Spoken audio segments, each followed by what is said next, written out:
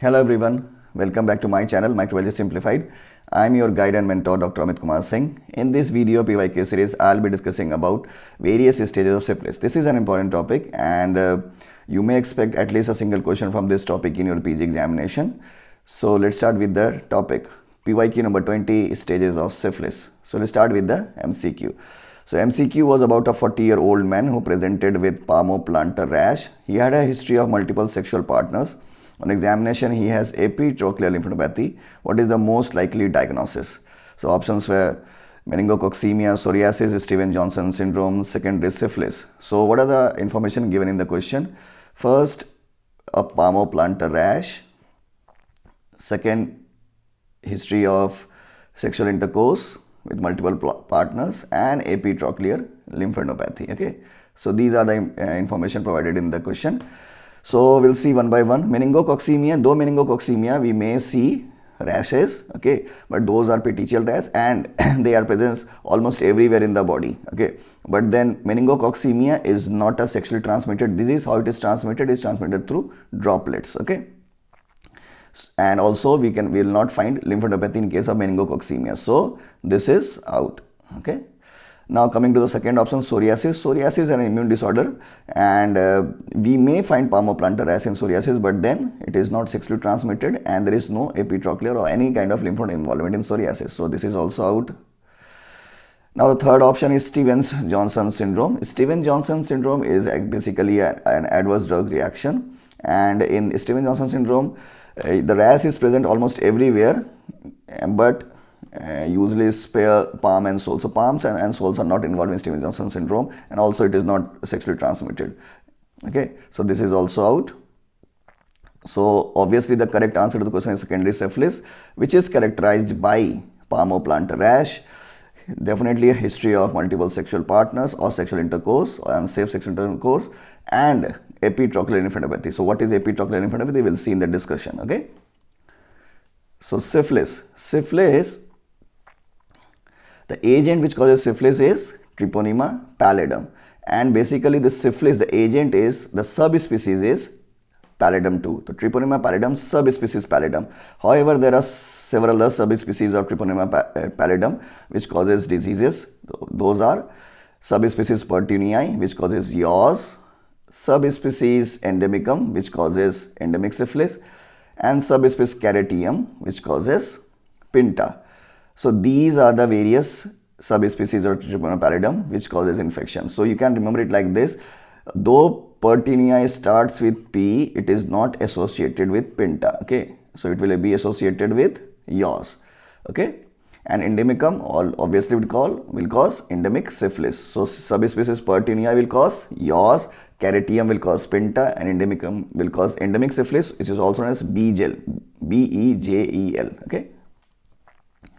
And how it look like? It is a thin, spiral shaped and motile by virtue of endoflagella. So you can see this endoflagella which is winding around the body, and it is present in the periplasmic space. Okay, and this obviously it cannot be cultured in vitro, but it can be maintained by serial passaging in rabbit testis as the nicolistin is maintained.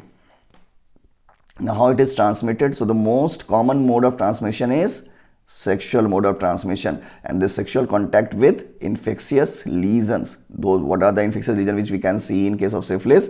It may be chancre, which is seen in primary syphilis, as you can see in this image. I will go into the detail of these lesions in the further part of the video. Mucus patch, which is characteristic of secondary syphilis. Skin rash, which is again characteristic of secondary syphilis, and condylomata lata.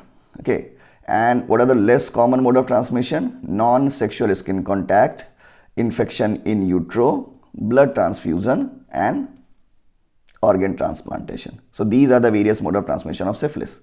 Now coming to the pathogen. Pathogenesis is though very simple, but then it is important to remember that it penetrates the intact mucous membrane or the microscopic abrasion in the skin, and it enter into the lymphatics and blood within few hours of sexual contact. Okay, and produces systemic infection and metastatic foci, and this systemic infection and metastatic foci will be present long before the appearance of the primary lesion, that is the lesion which I have shown you in the previous slide. So long before the appearance of primary lesion, it will cause systemic infection and will present in the blood and can be obtained from the blood from the patient with incubating or early syphilis, and those patients are infectious too. Okay, so this is important thing which I wanted to tell you, that even before the appearance of the primary lesion, the person may be infectious. So remember this. Okay, now coming to the clinical feature.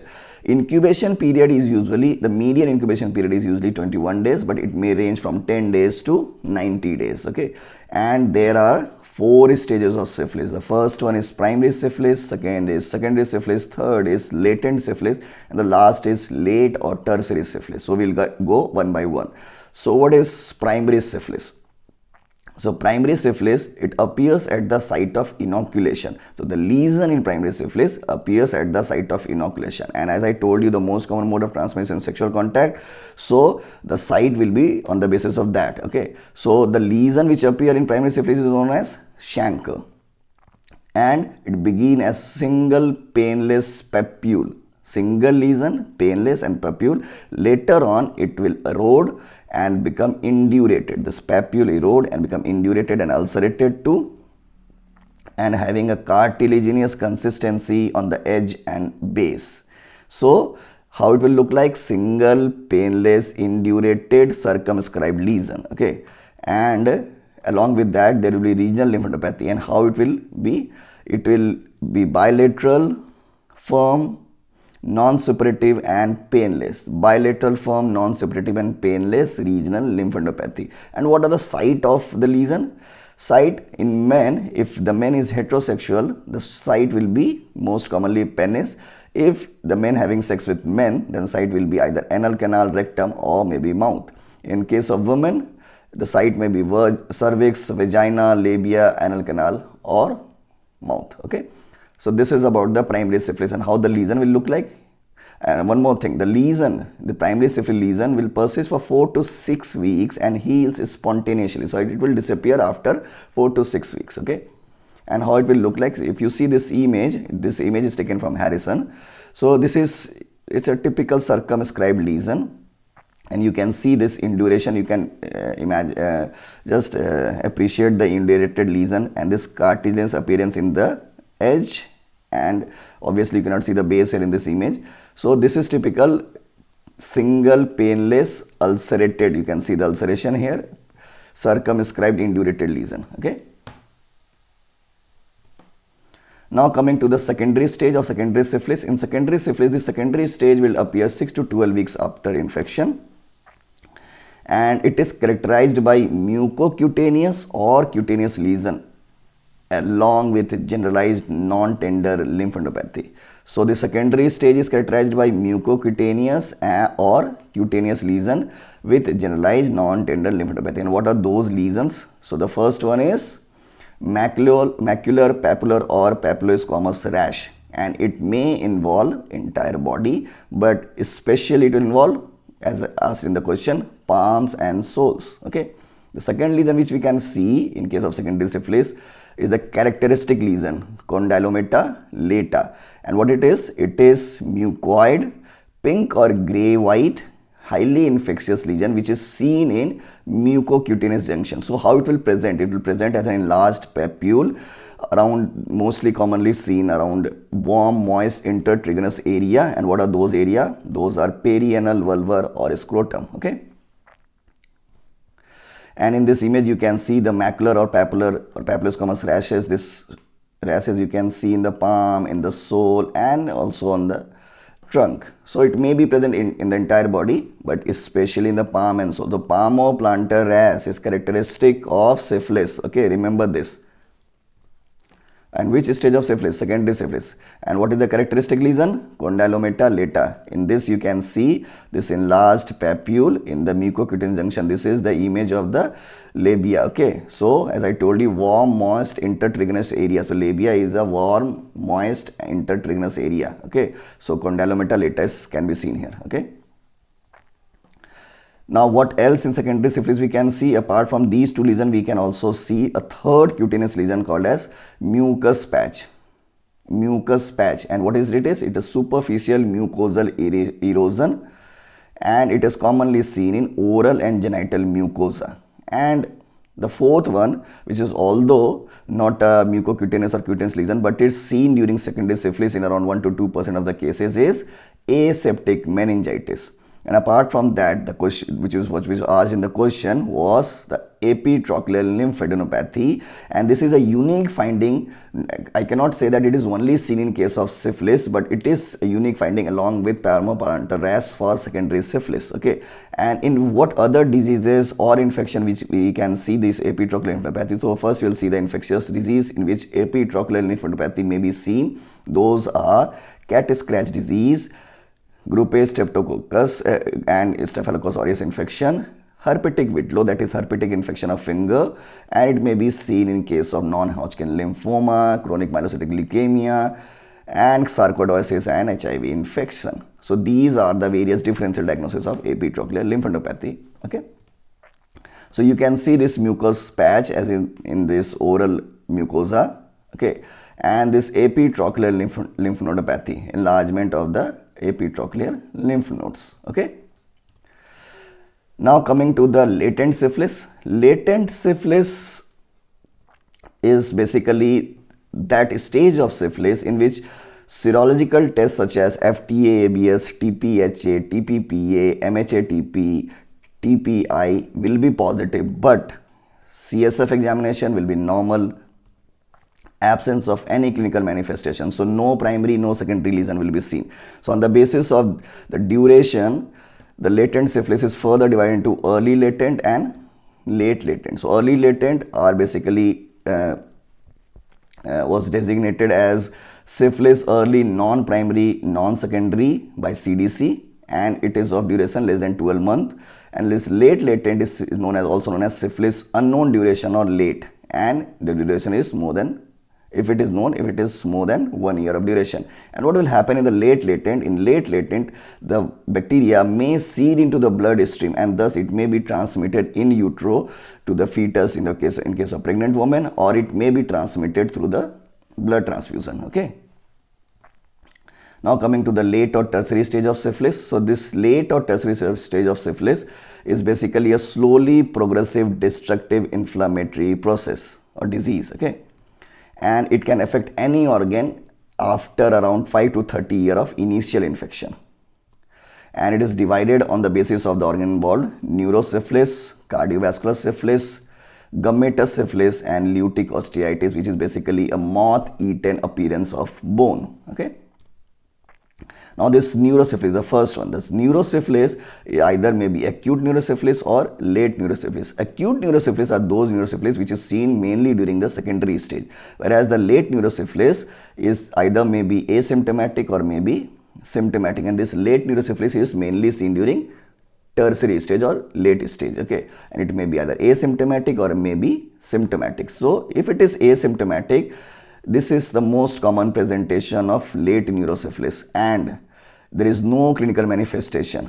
And the CSF abnormalities which we can see in this asymptomatic late neurosyphilis are mononuclear pleocytosis, elevated protein, decreased glucose, and positive VDRL or RPR.